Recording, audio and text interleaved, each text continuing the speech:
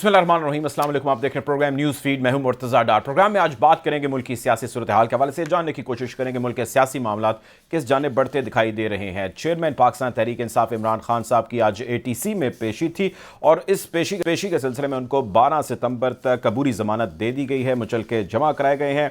4 नई दफ़ात उनके खिलाफ जो ऑलरेडी एप्लीकेशन फाइल थी, केस पुटअप था, उसके अंदर शामिल की गई हैं।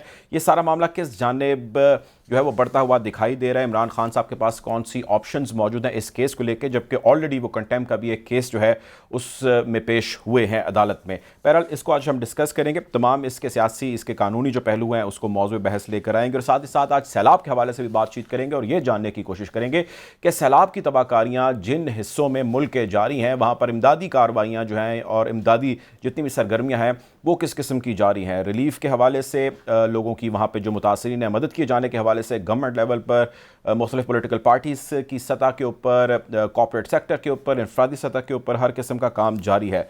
मेरा गुफ्तगू का आगाज़ करते हैं। पहले हम बात करेंगे जो मुल्क की सियासी सूरत हाल है उस हवाले मुझे ज्वाइन करें मियाँ अली इशफाक साहब, एन एक्सपर्ट ऑन लॉ। हाफिज़ तारिक महमूद साहब ज्वाइन कर रहे हैं, सीनियर जर्नलिस्ट हैं, एनालिस्ट हैं। Welcome to the show. गुफ्तगू का आगाज़ मैं आपसे करना चाहूँगा मियाँ अली इशफाक साहब। ये फरमाइएगा अली साहब कि आज इमरान खान साहब की आप जानते हैं पेशी हुई और इस सिलसिले में 12 सितंबर तक उनकी अबूरी ज़मानत जो है वो मंजूर की गई है, उनको पेश होने का कहा गया है। 4 नई दफ़ात शामिल की गई हैं। सबसे पहले तो मैं आपकी अंडरस्टैंडिंग जानना चाहता हूँ कि what is your initial understanding about जो आज कुछ हुआ और मुमकिन तौर पर क्या होने जा रहा है 12 सितंबर को। Thank you. बेसिकली जो इमरान खान साहब के खिलाफ टेररिज्म एक्ट के तहत और जिसका आगे पनिशमेंट में प्रोवाइड है, वो जो दर्ज किया गया उन्होंने उसमें pre arrest ad interim bail दी थी। इसकी आज फर्स्ट डेट ऑफ हियरिंग थी। बट आपने देखा ये कि prior to his personal appearance in the court 2 session आज की प्रोसीडिंग को 2 सेशन, फर्स्ट सेशन उनकी एब्सेंस में हुआ और एक सेशन उनकी मौजूदगी में हुआ। जो सेशन गैर मौजूदगी में हुआ, कोर्ट ने सबसे पहले तफसार की उनके काउंसिल से क्या आप बताएं कि उनकी इन पर्सन अपीयरेंस क्यों नहीं हुई। बिकॉज प्री अरेस्ट बेल में मैंडेटरी रिक्वायरमेंट ऑफ लॉ है कि किसी भी मुल्जिम का जिस पर इल्जाम लगा हो और जो दरखास्त गुजार हो उसका प्री अरेस्ट बेल में अदालत में पर्सनली अपेयर होना लाजमी है, मैंडेटरी है।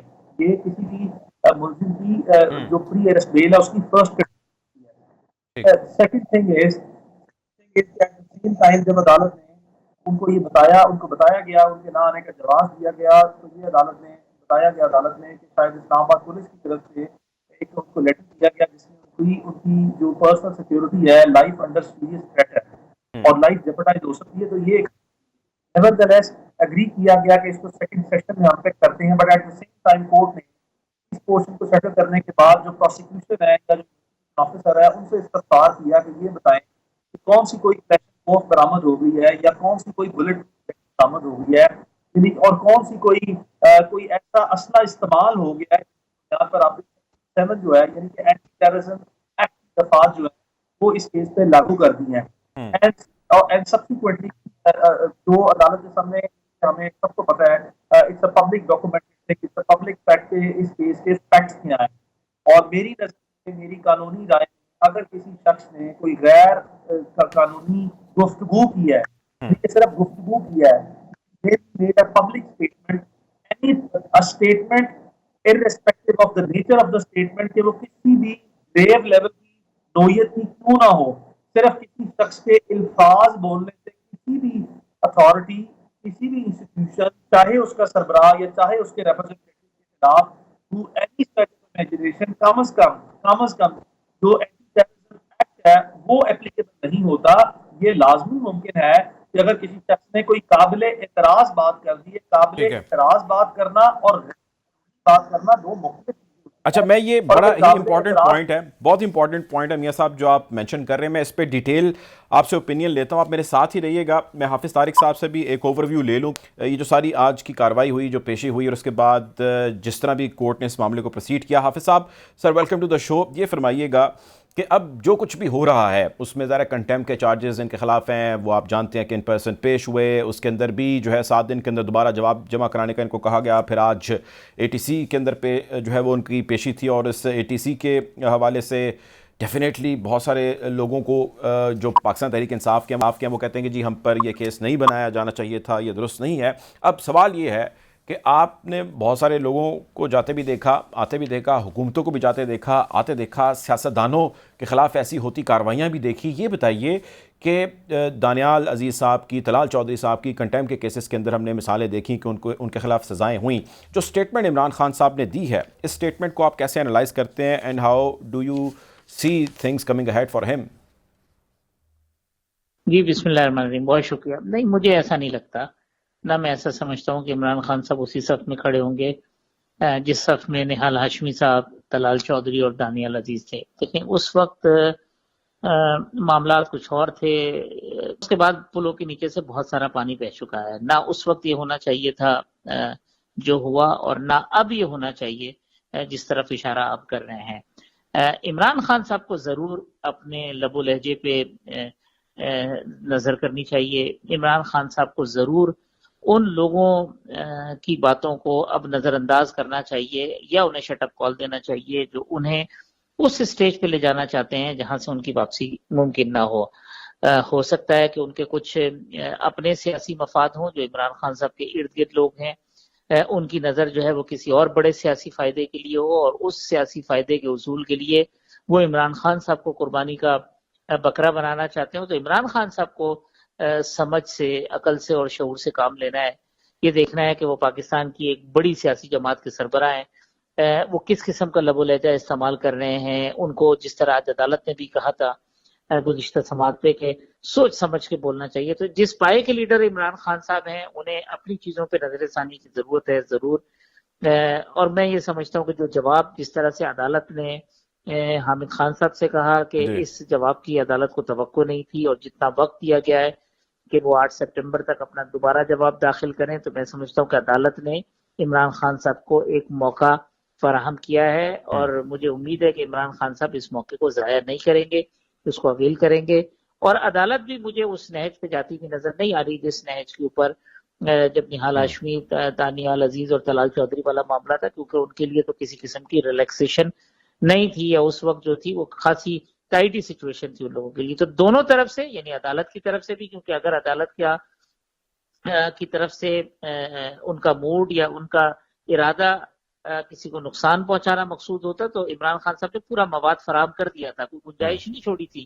انہوں نے اس کے بعد کی بعض تقاریر میں بھی اور پھر جواب کے اندر بھی. تو عدالت کی طرف سے موقع دیا جانا، خود خان صاحب کی طرف سے کے جو وکلا ہیں ان کی جانب سے جو باتیں، تو مجھے لگتا ہے کہ یہ معاملہ جو ہے وہ اونٹ کسی نہ کسی کروٹ بیٹھے گا، اور وہ نہج جس کی طرف آپ اشارہ کر رہے ہیں اس طرف نہیں پہنچے گا، اس طرف نہیں جائے گا. ٹھیک ہے، آپ میرے ساتھ رہیے گا. میاں علی اشفاق صاحب یہ فرمائیے گا کہ بہت سارے پاکستان تحریک انصاف کے ووٹرز کا، سپورٹرز کا، یا جو پاکستان تحریک انصاف کے ظاہر چیئرمین کو ایڈمائر کرتے ہیں، ان کے حامی ہیں، ان کا تو کہنا ایک طرف ہے، لیکن بہت سارے ایسے اور اینالسٹ ہیں جو ان کا انکلائنڈ اس طرف نہیں ہے، لیکن ان کا بھی یہ کہنا ہے کہ عمران خان صاحب کی جو جلسہ میں انہوں نے سٹیٹمنٹ دی، اس سٹیٹمنٹ کے خلاف کنٹیمپٹ کی تو کارروائی ایک طرف ہے، لیکن دہشت گردی کی جو کارروائی ہے وہ جسٹیفائڈ نہیں ہے، وہ نہیں ہونا چاہیے تھا.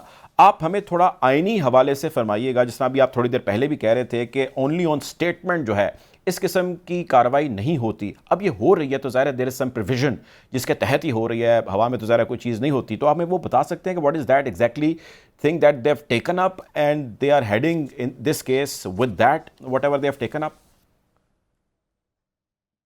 So basically, I do not normally play as a lawyer, as you know, a professional lawyer, criminal law کو بڑا سیریس لیول پر پریکٹس کرتا ہے. اب پولیٹیکل وکٹمائزیشن کارڈ یہ نارمل لیگل ڈیفینس ہوتا، بٹ یہاں پہ ہمیں نظر یہ آتا ہے کہ there is a series of different prosecution, یعنی کہ ہم نے کوئی نہ کوئی جواز یا بہانہ ڈھونڈ رہا ہے. We are trying to make some basis out of whether there are bases available or not. We are trying to get something out of nothing, and we are trying to make a basis of prosecuting somebody with or without basis. اور میں اس کو ہمیشہ as a میلافائڈ basis, جو آپ کو کسی بھی شخص کو آپ پروسیکیوٹ کرنے کے لیے آپ کو ٹینجیبل مٹیریل چاہیے ہوتا ہے. یہاں پہ there is a serious misapplication of law. تو یہاں سے جو مجھے انکمبنٹ frustration نظر آتی ہے. And I believe I could see a lot of motive, but for the time being the motive is کہ جتنا ان کو انڈر پریشر رکھ سکتے ہیں رکھیں، روکیں، one way or the other way try to make some case whether under the provisions of law, in the eyes of law, case banta is nahi banta, that is not really the priority of this government. It is merely to engage him as much time as possible either in one proceeding or another proceeding or another proceeding.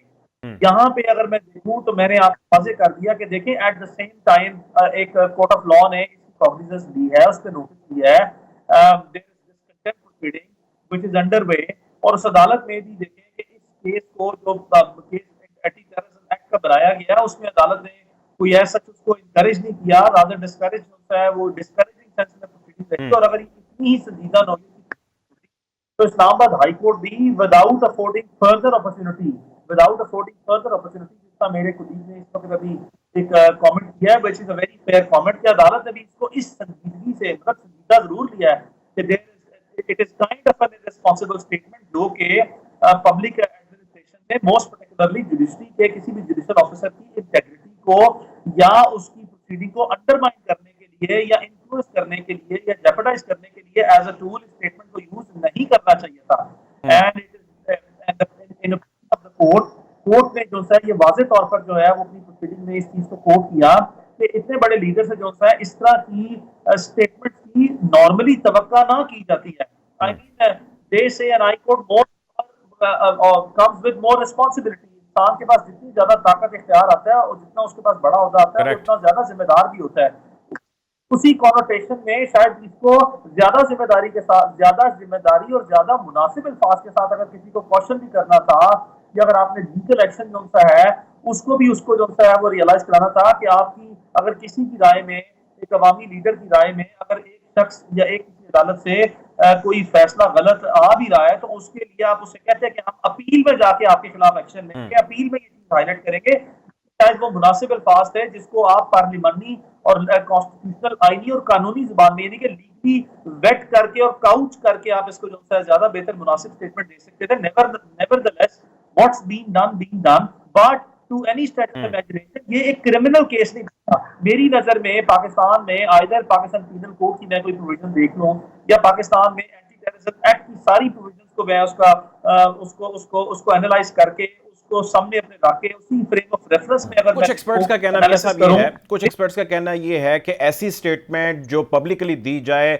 780 sub clause 2 के तहत जो अवाम के अंदर खौफ या departments के अंदर खौफ फैलाए जिसके तहत वो काम करते हैं, तो this is exactly where he is following. So based on that हम उनके खिलाफ ये कार्रवाई कर रहे हैं चूँकि उनकी स्टेटमेंट से बहुत सारे लोग खौफजदा हो गए हैं जो सरकारी मुख्तलिफ सतह पर काम कर रहे हैं और वो डायरेक्टली IG को DIG को थ्रेट कर रहे हैं और मोहतरमा जज साहिबा को कर रहे हैं। This is not acceptable, this is what they say. साहब even if it is one opinion and I take it as it is, तो क्या वो IG साहब ने स्टेटमेंट 161 की रिकॉर्ड करवा दी है पुलिस के अधिकारियों के सामने और साहब ने स्टेटमेंट रिकॉर्ड कर दिया और उसके ऑनरेबल कोर्ट का तस्करा किया जा रहा है? क्या वो कोर्ट ऑफ लॉ की जो जुडिशियल ऑफिसर है वो खुद कंप्लेनेंट बन के पार्टी बन के सामने आए हैं या जिस कोर्ट के बारे में बात की गई है क्या उसने खुद कंटेम्प्ट की कॉग्निजेंस वो ली है? आई मीन हो सकता है one way of thinking and it could be one way of perceiving it और पब्लिक एट लार्ज से कितने लोग अब तक आए हैं या पूरी इस्लामाबाद पुलिस के कितने लोग आए हैं जिन्होंने रैंक्स एंड फाइल्स में से अपनी स्टेटमेंट रिकॉर्ड कराई है। स्टेटमेंट की वजह से हम खौफ और हरास में आ गए और हम अपना काम नहीं कर सके और ये हमें डायरेक्ट थ्रेट की गई है और हमारा under in the absence of all such statements I don't feel like even आप अगर इसको लिबरली कंस्ट्रू कर लें और आप पूरी भी ट्राई कर लें from the angle of the prosecution कि आप इस केस को फिट कर दें under sub clause 2 of section 7 जो होता है, मेरी नजर में तब भी ये ऑफेंस जो है वो किसी भी हद तक मटेरियल बेसिस पे, लीगल बेसिस एक सेपरेट चीज है, factual basis but material basis पे आप इसको क्वालिफाई नहीं कर सकेंगे। ठीक है, आप मेरे साथ रहे हाफिज तारिक साहब। सर मैं आपसे ये जानना चाहता हूँ कि अब ज़ाहिर है जो लीगल इसका पर्सपेक्टिव है वो तो मियां साहब फरमा रहे हैं जो भी है, अब ये फरमाइएगा कि आज कुछ सहाफ़ियों से बातचीत करते हुए कहा इमरान खान साहब ने कि मैं अब इनके लिए ज़्यादा ख़तरनाक होता जा रहा हूँ। ये ज़रा फरमाएं आप, कुछ हमें हमारे नाज़रीन को बताएं आपके ख़्याल से वो ख़तरनाक किसके लिए होते जा रहे हैं, ये स्टेटमेंट वो किसको दे रहे हैं? ऐसा जिक्र उन्होंने एक दफ़ा पहले भी किया। I mean what exactly and to whom exactly he is saying? नहीं, मैं ये भी नहीं समझता हूँ। मैं ये समझता हूँ कि खान साहब का मिजाज नहीं है। खान साहब को बहुत नागवार गुजर रहा होगा रोजाना अदालतों में जाना, खान साहब को बहुत नागवार गुजर रहा होगा عدالت میں جج کے سامنے کھڑے ہونا بہت ناگوار گزر رہا ہوگا خان صاحب کو، کہ جب وہ چلتے ہیں کمرہ عدالت کی طرف بڑھتے ہیں تو انہیں مختلف قسم کے تند و تیز سوالات کا سامنا کرنا پڑتا ہے، جس میں سوالات کرنے والوں کا بعض اوقات لہجہ بھی مناسب نہیں ہوتا، بعض اوقات سوال بھی مناسب نہیں ہوتا۔ یہ المیہ ہے کہ ہم جو ہے وہ پوائنٹ سکورنگ کے لیے بھی بہت ساری چیزیں کرتی ہیں، لیکن بہرحال وہ ایک پبلک فگر ہے، وہ سیاسی رہنما ہے، انہیں سب باتوں کا سوالوں کا جواب دینا ہے۔ آپ نے دیکھا کہ جب سے ان کی حکومت گئی اس کے بعد وہ سلیکٹڈ صحافیوں کو بلاتے ہیں، سلیکٹڈ اینکرز کو بلاتے ہیں، وہ اختلاف جو رائے ہے اس کا سامنا کرنے کے لیے بالکل بھی تیار نہیں ہے۔ تو خان صاحب کے مزاج پہ یہ معاملات ضرور گراں گزر رہے ہیں، ان کے چہرے سے بھی نظر آتا ہے۔ اور یہ جو جواب ہے، جس طرح آپ نے کہا کہ میں خطرناک ہو رہا ہوں، میں مزید خطرناک ہو جاؤں گا، ہیرے جو ہے وہ بڑے کم قیمت کے ہیں، زیادہ بڑی بات کرو، یہ در حقیقت ان سوالات کو جو تابڑ توڑ عمران خان صاحب پہ ہو رہے ہیں ان کو ٹالنے کی ایک اسٹریٹجی ہے، اس سے زیادہ کچھ نہیں ہے۔ مجھے نہیں لگتا کہ اس کے پیچھے ہو تو جو اس سچویشن سے نکلنے کے لیے خان صاحب اظہار مذاق یا اس کو ٹالنے کے لیے اس قسم کے جواب دے رہے ہیں، اس کے اندر مجھے سنجیدگی کا عنصر نظر نہیں آتا ہے۔ اچھا، اب ایک اور چیز حافظ صاحب، جو مخالفین ظاہر ہے وہ تو because they are from the opposition تو وہ ایسی اسٹیٹمنٹس جاری کرتے ہیں، لیکن اب وہ ایک مے بی اے پلان اور مے بی اے اسٹریٹجی اور may be whatever is in their mind, but they are saying کہ عمران خان صاحب کی جو مقبولیت ہے وہ کم ہو رہی ہے اور عمران خان صاحب کو اسٹرگل کرنی پڑ رہی ہے، جس کی وجہ سے اب وہ جلسے بھی کر رہے ہیں۔ میں آپ سے آپ کا اوپینین جاننا چاہتا ہوں، آپ نے بہت سارے جلسے جلوس بھی دیکھے اور بہت ساری تقاریر بھی دیکھی، یہ فرمائیں کہ ہم جو ذاتی طور پہ ان کے جلسے کور بھی کر چکے ہیں، میں دیکھ بھی چکا ہوں، جلسے ان کے بڑے ہیں، مجھے نہیں لگتا کہ اس کا حجم یا اس کا کوانٹم کم ہو رہا ہے۔ اور جو ریسنٹلی ابھی الیکشنز 245 کا دیکھ لیجئے، ضمنی انتخابات دیکھ لیجئے، واٹ میڈ اپوزیشن ایگزیکٹلی سے دس، آئی مین وائی دے آر سیئنگ دس؟ اس میں کوئی شک کی بات نہیں ہے، خان صاحب خاصے ہاٹ واٹر میں تھے، مہنگائی ان کے پیچھے بھاگ رہی تھی، ان کے اپنے بیانات ان کے پیچھے بھاگ رہے تھے، لوگ ان کی چیزوں کو ان کے سامنے رکھ رہے تھے، پریشر بلڈ ہو رہا تھا۔ عمران خان صاحب کی حکومت چلی گئی، وہ اس پریشر سے نکل گئے۔ خان صاحب نے بڑی خوبصورتی کے ساتھ ایک سیاسی بیانیہ بنایا جس میں امریکی سازش سے لے کے اسلامی ٹچ تک ہر معاملہ انہوں نے اس میں شامل کر دیا۔ اس کے نتیجے میں انہیں عوامی مقبولیت حاصل ہوئی، ان کے بڑے جلسے اس بات کا ثبوت ہے، پنجاب کے جو ضمنی انتخابات کے نتائج ہیں وہ اس بات کا ثبوت ہیں، کیونکہ جب وہ حکومت میں تھے تو وہ تواتر کے ساتھ الیکشن ہار رہے تھے۔ پھر کراچی کا الیکشن اس بات کا ثبوت ہے کہ خان صاحب کی جو روٹس ہیں، اگر وہ کہے کہ وہ ختم ہو گئی ہیں، وہ کم ہو گئی ہیں، ایسا نہیں ہوا۔ اس میں میں سمجھتا ہوں کہ جب ان کی حکومت میں تھے اس میں اور آج میں شاید کچھ اضافہ ہوا ہو، کچھ کمی واقع نہیں ہوئی ہوگی، لیکن یہ کتنی دیر بعد ہے، اس کو خان صاحب کتنے عرصے تک سسٹین کر سکتے ہیں، یہ بیانیہ کتنے عرصے تک عوام میں مقبول رہے گا، یہ ایک بہت بڑا سوالیہ نشان ہے۔ خان صاحب ایک خاص فیز میں لے گئے ہیں اپنے ووٹرز کو، سپورٹرز کو، ساتھ ساتھ جو پیپلز پارٹی اور مسلم لیگ نون سے جو سیاسی مخالفت یا نفرت کرنے والے ووٹر ہیں، یہ جو سائلنٹ ووٹر ہیں، ان کو بھی ایک خاص موڈ میں لے گئے ہیں کہ جناب یہ لوگ پھر اقتدار میں آ گئے ہیں۔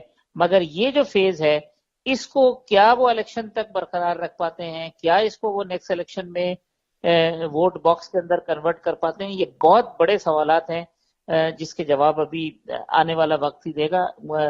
مجھے لگتا ہے کہ جس سیاسی مقبولیت میں آج کھڑے ہیں، شاید وقت گزرے تو اس میں اضافہ ہو جائے، شاید وقت گزرے تو اس میں کمی ہو جائے، یہ کہنا بہت قبل از وقت ہے، کیونکہ کسی کو بھی یہ توقع نہیں تھی کہ عمران خان صاحب حکومت ختم ہونے کے بعد جہاں آج کھڑے ہیں وہاں کھڑے ہوں گے۔ تو مستقبل کا جو سیاسی منظرنامہ ہے اس کے بارے میں بھی کوئی پیش گوئی اس وقت نہیں کی جا سکتی ہے۔ ٹھیک ہے میاں صاحب، میں علی اشفاق صاحب آپ سے اب ایک سٹیٹمنٹ یا جو خبر ہمارے سامنے آئی ہے، آج کی جو ریمارکس ہے وہ آپ کے سامنے پڑھ کے سناتا ہوں۔ آپ نے اس کا ایک سنپٹ شیئر بھی آلریڈی ہمارے ناظرین کے ساتھ کیا۔ وہ یہ ہے کہ عمران خان کی جان کو خطرہ ہے، پولیس کا کام ہے کہ وہ سیکورٹی فراہم کرے۔ جج صاحب نے سرکاری پروسیکیوٹر سے سوال کیا کہ 780 جرم کے بغیر کبھی درج ہوا ہے؟ آپ کو بتانا ہوگا کون سی کلاشنکوف لی گئی، کون سی خودکش جیکٹ پہن کر حملہ کیا گیا۔ جج نے ریمارکس دیے کہ دونوں ایگزیکٹو افسران جنہیں دھمکی دی گئی ان کا بیان بھی پڑھ کر سنائیں، وہ ہے یا نہیں، جس پر سرکاری پروسیکیوٹر نے کہا کہ وہ بالکل ہے۔ بابر اعوان نے کہا کہ میرے موقع तवक्कुल को कुछ हुआ तो IG और DIG ऑपरेशन जिम्मेदार होंगे, हुक्मरानों के साथ साथ ये अफसरान भी जिम्मेदार होंगे। जस्टिस राजा हसन जवाद साहब ने कहा कि इमरान खान को अदालत के सामने पेश होना पड़ेगा। ये बताइए कि कानून इस हवाले से क्या कहता है कि एक ऐसा शख्स जो कि मुल्क का फॉर्मर प्राइम मिनिस्टर रह चुका है, जिसको बहुत सारे थ्रेट्स मिल चुके हैं और ये बात ढकी छुपी नहीं है, वो एक ऐसी शख्सियत है कि ज़ाहिर है उसकी लाइफ इज़ एट स्टेक। दूसरी जानिब कानून है, कानून कहता है कि उसको पेश करें, और एक तरफ लाइफ है, एक तरफ कानून है। इसमें कोई उनके पास ऐसी ऑप्शन मौजूद है कि वो इसको स्किप कर सकें, वीडियो लिंक के ज़रिए ज्वाइन कर सकें, या अगर ऐसा नहीं हो सकता तो फिर उनको पेश ही होना होगा, और अगर पेश होना होगा तो उसके लिए क्या अलहदा कोई एप्लीकेशन पुटअप करेंगे for his safety and security? I mean what do exactly law says about it for his life actually?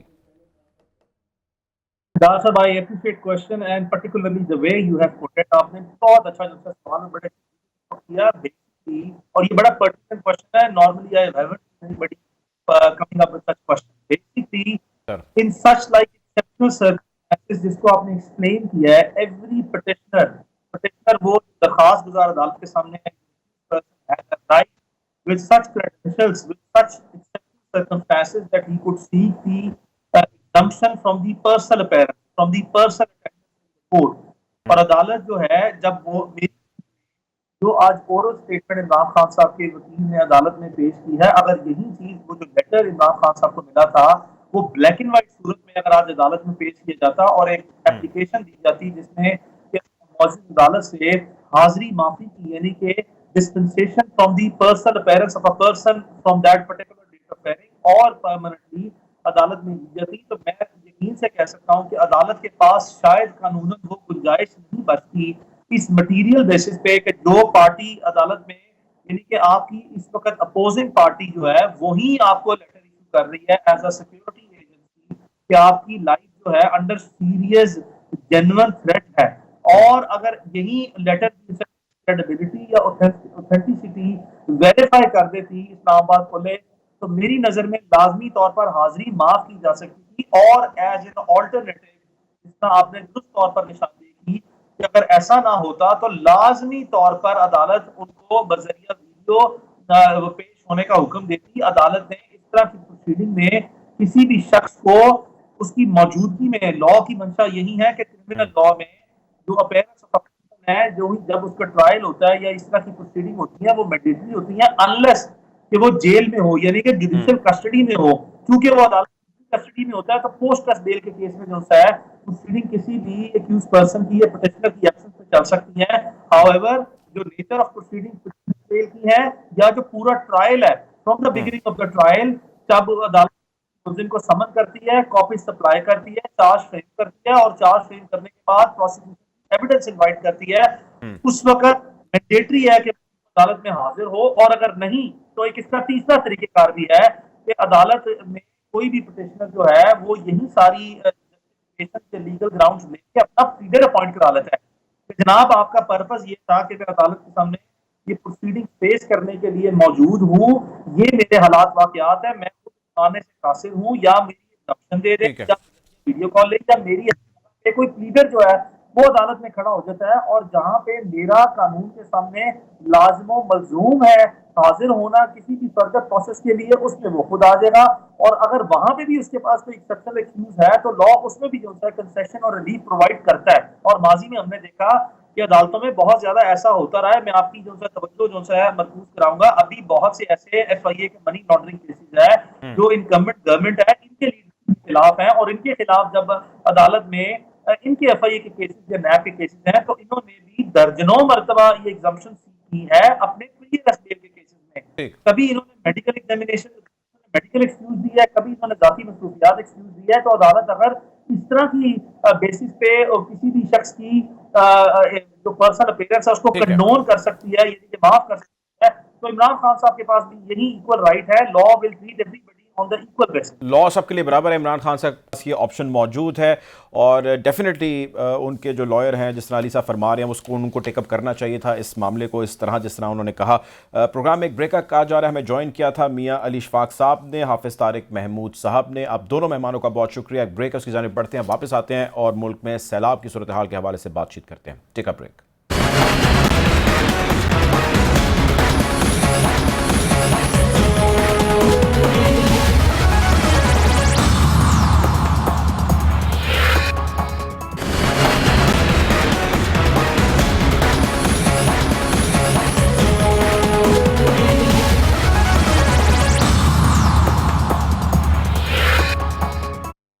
Welcome back after the break. Programme में हमारा आज का दूसरा मौजू मुल्क में जारी सैलाब की तबाहकारियां हैं। अब तक सैलाब ने जो गदर मचाया है उसके भेंट बहुत सारे लोग हैं जो चढ़ चुके हैं। तकरीबन 1200 से ज़्यादा डेथ टोल काउंट किया जा रहा है। हज़ारों लोग जो है वो बेघर हैं और कई लाख लोग जो है वो बेसरो सामान अब खुले आसमान तले हैं। रिलीफ की एक्टिविटीज़ जो हैं वो जारी हैं, इनफरादी सतह के ऊपर, कॉर्पोरेट सेक्टर के ऊपर, हुकूमती सतह के ऊपर, और बहुत सारे जो है इसके अंदर इंटरनेशनल डोनर्स भी शामिल हैं जो किसी तरह चाह रहे हैं कि इंसानियत की खिदमत की जा सके, लोगों को मुश्किल से निकाला जा सके। हमारे नुमाइंदे शाकिर अब्बासी इस वक्त जनूबी पंजाब के हवाले से हमें रिपोर्ट करेंगे। तौंसा जो है वो तहसील तौंसा के अंदर वो मौजूद हैं। शाकिर, आपके पास ताज़ा तरीन सूरत हाल क्या है, अगर हमारे नाजरीन को बता सकें। जैसा कि यहाँ पर जो जनूबी पंजाब है उसके कई इलाके जो हैं सैलाब में डूबे हुए हैं और सैलाब से जो मुतासरा इलाके हैं वहाँ से लोग नकल मकानी करके अपने रिश्तेदारों के यहाँ जो किसी दूसरे इलाके में हैं वहाँ पर आकर ठहरते हैं। हमारे साथ एक ऐसी फैमिली है जो सैलाब से मुतासरा है और जिनका इलाका डूब गया और वो अपने रिश्तेदारों के यहाँ ठहरी हुई है। उनसे जानते हैं। अस्सलाम वालेकुम। तो मुझे बताएं क्या डूबा है आपका और अभी आप किसके यहाँ आकर ठहरे हैं, कहाँ से नकल मकानी की है? रिश्तेदार से साड़ी बाकी जा मकान का ना सौ तो औखे दिन पैसे भी उठो लड़े कहाँ बैठे। अच्छा, तो कितना नुकसान हुआ है, कहाँ पे था, कौन सा मौजा है, कौन सा इलाका है आपका? मौजा आड़ा खड़वाड़ुए सही। अच्छा, तो बाद फसल शसल हर शे सारे गुड मर गए। अच्छा, बस तो बाद सारा भी रियाश करने से रिश्तेदार न सही सही आवे गाने शाने हर शे सारी लुट गई। तो कितने दिन से यहाँ पे ठहरे हुए हैं? असा इतना सही हफ्ता सी हफ्ता डाली थी बना गए। अच्छा, जो मवेशी भी आपके मरे हैं कहीं पे?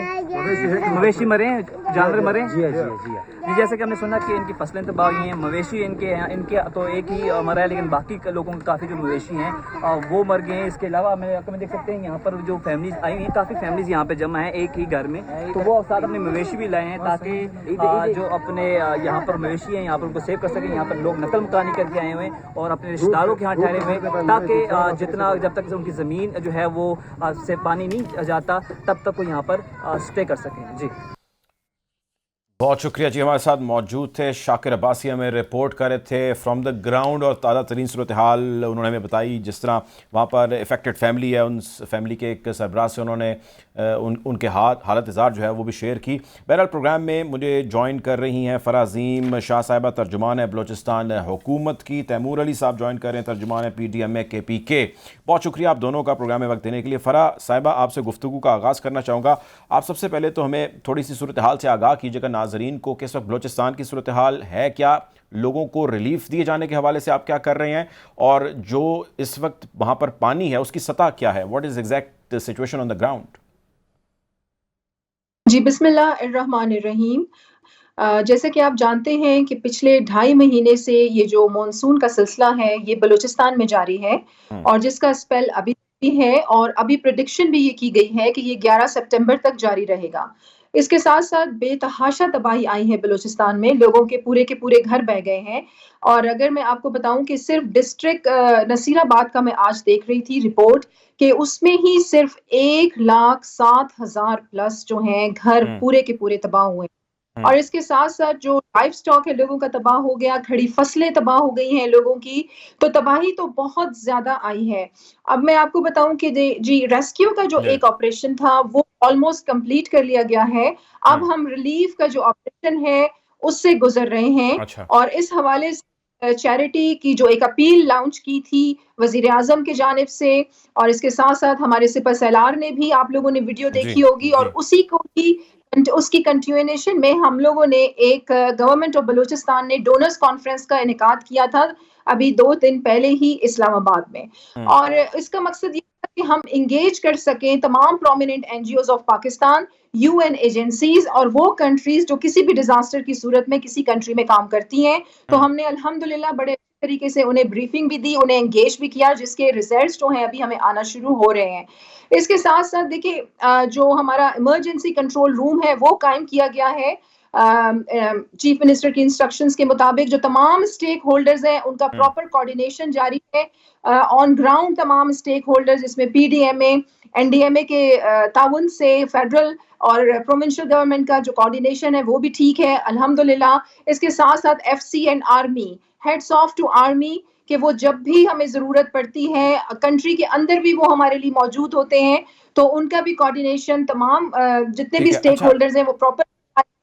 इसके साथ साथ मैं आपको ये बताऊं we are about to enter in rehabilitation process. جی آپ کچھ پوچھ رہے ہیں. میں یہ جاننا چاہ رہا تھا کہ بہت سارے لوگ جو ہے ظاہر آپ نے فرمایا کہ ریلیف کی ایکٹیویٹیز جاری ہیں, بہت سارے لوگ انفرادی سطح کے اوپر کیمپس لگا کے جو ہے بہت ساری چیزیں ہیں جو بھیج رہے ہیں جنوبی پنجاب میں, سندھ میں, بلوچستان میں. اب بلوچستان میں اگر آپ ہمیں تھوڑا بتا سکیں کہ جو ایگزیکٹ چیزیں ریکوائرڈ ہیں, مطلب بہت سارے لوگ چیزیں وہ بھیج رہے ہیں جو شاید ممکن ہے ریکوائرڈ نہ ہو, ایسی بھی کچھ انفارمیشن آئی ہے, موسٹلی ریکوائر ہیں. تو اگر آپ ناظرین کو بتا سکیں کہ جی یہ چیزیں ہیں جو اس وقت بلوچستان کے لوگوں کو ریکوائرڈ ہیں, تو ذرا کلیئرٹی ہو جائے گی تھوڑی سی. جی سب سے پہلے میں آپ کو یہ بتاؤں اور گزارش کروں سننے والوں کو کہ کائنڈلی جو ادارے کام کر رہے ہیں اس وقت بلوچستان میں آن گراؤنڈ, ان سے رابطہ ضرور کریں. گورنمنٹ آف بلوچستان سے اس لیے رابطہ کریں کہ کہیں پر ایڈ اگر پہنچ گئی ہے تو وہ دوبارہ وہاں پر نہ جائیں, جہاں ضرورت ہے وہاں پر ہم جائیں. اس کے ساتھ ساتھ ہمیں food and non food items کی بے حد ضرورت ہے. فوڈ آئٹمس میں خشک کھانا جو ہے, کیونکہ لوگوں کے پورے گھر بہ گئے ہیں تو چولہے جلانے کی بھی جگہ نہیں ہے, گیس کا پرابلم ہے وہاں پر, مواصلاتی نظام ہمارا درم برم ہو گیا ہے. تو فوڈ آئٹمس ہمیں بہت زیادہ درکار ہے, شیلٹر ٹینٹس ہمیں بہت زیادہ درکار ہیں. اس کے ساتھ ساتھ ہمارے میڈیسن, کیونکہ آپ کو پتہ ہے کہ ایسے جو فلڈز ہوتے ہیں اس کے بعد بیماریاں بہت زیادہ پھوٹتی ہیں, تو میڈیسن ہمارے میڈیکل کیمپس وہاں پر قائم کیے گئے ہیں حکومت کی جانب سے, تو میڈیسن ہمیں ریکوائرڈ ہے. کے ساتھ ساتھ صاف پینے کے پانی کا بہت زیادہ مسئلہ ہو جاتا ہے جب بھی فلڈز کہیں پر آتے ہیں. تو یہ جو ریکوائرمنٹ ٹینٹس کی ہے, میڈیسن کی ہے, food and non food items ہے, خشک کھانا جو ہے کائنڈلی وہ پرووائڈ کریں. اور اس کے ساتھ ساتھ جو ادارے وہاں پر کام کر رہے ہیں ان سے رابطہ کر کے, اور اسپیشلی گورنمنٹ آف بلوچستان سے رابطہ کر کے, تاکہ ہم صحیح نشاندہی آپ کو کر سکیں. جہاں پر پراپرلی ابھی تک ایڈ نہیں دی گئی تو وہاں پر ہم پہنچ سکیں. اس کے ساتھ ساتھ ابھی میں آپ کو یہ بتاؤں کہ we are about to enter in rehabilitation process, اور بلوچستان میں اگر ہم نے ریہیبلیٹیشن پروسیس اور ڈیمیجز نہیں اوور کم کیے تو بلوچستان بہت پیچھے چلا جائے گا. اور اصل میں بلوچستان کا مسئلہ ہی معاشی مسئلہ ہے, جس کی وجہ سے تمام وہاں جو لا اینڈ آرڈر کی سچویشن بگڑی رہتی ہے. آپ کو میں یہ بتاؤں, دیکھیں پچھلے 2.5 مہینے سے ہم یہ فیس کر رہے ہیں ڈیزاسٹر. تو جو لوگ ہیں کاروبار بند پڑے ہیں, ان کی جو روزمرہ کی ایک مزدوری ہوتی ہے وہ بند پڑی ہے. تو آپ اسی بات سے اندازہ لگا لیں کہ ہمیں کس سطح پر ڈیمیجز کا سامنا ہے وہاں پر. تو 2.5 مہینے ہو گئے. ٹھیک ہے فراز صاحب, یہ فرمائیے گا کہ اب ظاہر ہے قدرتی آفات دنیا بھر کے اندر آتی ہیں, اور ان آفات کے حوالے سے جتنی بھی آپ پلاننگ کر لیں آفات کا ظاہر مقابلہ نہیں کیا جا سکتا. لیکن اس سب اسنا میں جو ایک چیز جس کو بہت زیادہ ہائی لائٹ کیا جا رہا ہے, اور سوشل میڈیا پہ تو خیر بہت ساری بحث جاری ہے, کہ تھرو آؤٹ ڈیکیڈز, وہ بلوچستان ہو, وہ سندھ ہو, یا وہ جنوبی پنجاب ہو, جو بھی انتظامات کیے گئے ہیں وہ ہمیشہ ہی ناکافی رہے ہیں. ہمارے ہاں پری ڈیزاسٹر پلاننگ نہیں ہوتی, پوسٹ ڈیزاسٹر پلاننگ ہوتی ہے. اس کے بارے میں آپ کیا کہیں گی؟ ایک چیز مجھے ایڈ اور کرنے دیجیے, وہ ہے انکروچمنٹ. جہاں پہ پانی کا فلو ہے وہاں پہ بہت ساری جگہوں پہ انکروچمنٹ ہے, اور انکروچمنٹ نہ ہٹانے میں حکومت کے ہی اپنے جو کرتا دھرتے ہیں وہ شامل ہیں. یعنی کہ کسی کا کوئی حلقہ یہاں پہ آ جاتا ہے تو وہ کہتا ہے جی یہاں سے انکروچمنٹ نہیں ہٹنی, لوگ وہاں پر بیٹھے رہتے ہیں اور ایونچولی اس قسم کے نقصان ہوتے ہیں. کیا کہیں گی اس بارے میں آپ؟ جی, بلوچستان میں ایسا بالکل بھی کچھ نہیں ہے. ابھی ہمیں چند ماہ ہوئے ہیں اپنی ذمہ داری, جس طریقے سے بلوچستان گورنمنٹ نے انڈر دا لیڈرشپ آف میر عبدالقدوس بسنجو, ابھی چند ماہ ہوئے ہمیں ذمہ داری سنبھالے ہوئے, اور ان چند ماہ میں ہم نے ایسے انیشیٹوز لیے ہیں کہ وہ پوری پاکستان کے لیے مثال قائم کر جائیں گے. اب ایکروچمنٹ کا آپ نے ذکر کیا, کوئٹہ میں جو کیجویلٹیز ہوئی اس کی بڑی وجہ ایکروچمنٹ کی تھی. فوری وزیر اعلیٰ نے اس پہ ایکشن لیا, ایکروچمنٹ پہ ہم نے قابو پا لیا ہے, اور جو ذمہ دار ہیں ان کے خلاف کارروائی بھی شروع ہے. اس کے ساتھ ساتھ ڈیمز, دیکھیں پروٹیکشن ڈیمز کو کافی نقصان پہنچا ہے, تو وزیر اعلیٰ نے فوراً اس انکوائری کھولی ہے کہ دیکھیں ذمہ دار کون ہے, کس نے ناقص مٹیریل یوز کیا ہے, تاکہ ان کے جو ذمہ دار ہیں ان کے خلاف بھی کارروائی کی جائے.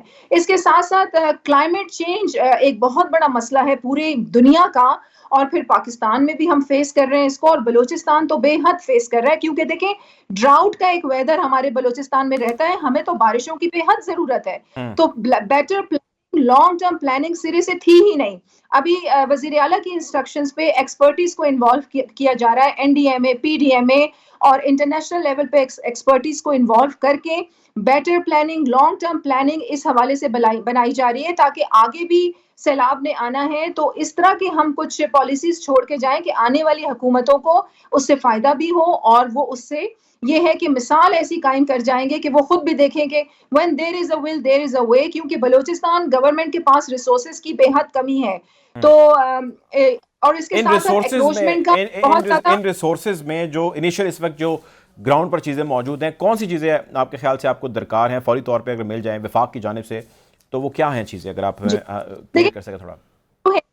کی جانب سے وہ بڑی پراپرلی پروونشل گورنمنٹ کے ساتھ جاری ہے، اور ابھی ہم نے جو کہا ہے، ہم نے یہی کہا ہے کہ ہمیں سپورٹ کی، ایڈ کی، فنڈز کی ضرورت ہے، کہ این ڈی ایم اے کو بھی ہم نے کہا ہے بے نظیر انکم سپورٹ پروگرام کے ذریعے، اور یہ اس قسم کی یہ چیز، کیونکہ دیکھیں بڑے مشکلات کا سامنا ہے بلوچستان کو کہ آپ کے پورے گھر تباہ ہو گئے، لائف سٹاک چلا گیا، کھڑی فصلیں تباہ ہو گئی، لوگوں کے کاروبار 2.5 مہینے سے بند ہیں، اس کے ساتھ ساتھ وہاں پر جو اسکول ہیں ان کو نقصان پہنچا ہے، ہاسپٹلز ہیں، اس طریقے سے سڑکیں، برج اور ہمارے ڈیمز تو بہت زیادہ، دیکھیں یہ فلیش فلڈز جو ہیں یہ دنیا کے کسی بھی حصے میں آئیں تو بڑی تباہی لے کے آتے ہیں، اور پھر اگر اس طرح کے انڈر ڈیولپ جگہوں پر آئیں تو آپ سوچیں کہ پھر تباہی کتنی ہوگی۔ اور یہاں پہ میں آپ کو یہ بتاؤں کہ بیٹر پلاننگ بہت ضروری تھی۔ آپ نیچرل ڈیزاسٹر کو روک نہیں سکتے، بٹ بیٹر پلاننگ کر کے نقصانات کو آپ کم کر سکتے ہیں۔ ہماری حکومت نے اس پہ بہت زیادہ فوکس کیا ہوا ہے کہ ہم ان چند ماہ میں ایسی مثال قائم کر جائیں کہ آنے والی حکومتوں کو یہ پتا چلے کہ بھلے ریسورسز کی کمی ہو لیکن اگر نیت ہے تو کام کیا جا سکتا ہے۔ جی ٹھیک ہے، بہت شکریہ جی، ہمارے ساتھ موجود تھی فرحیم شاہ صاحبہ، ترجمان ہے بلوچستان حکومت کی۔ ملک کے مختلف حصوں کے اندر، خصوصاً KPK کے اندر، بلوچستان کے اندر، جنوبی پنجاب کے اندر، سندھ کے اندر سیلاب کی تباہ کاریاں جاری ہیں۔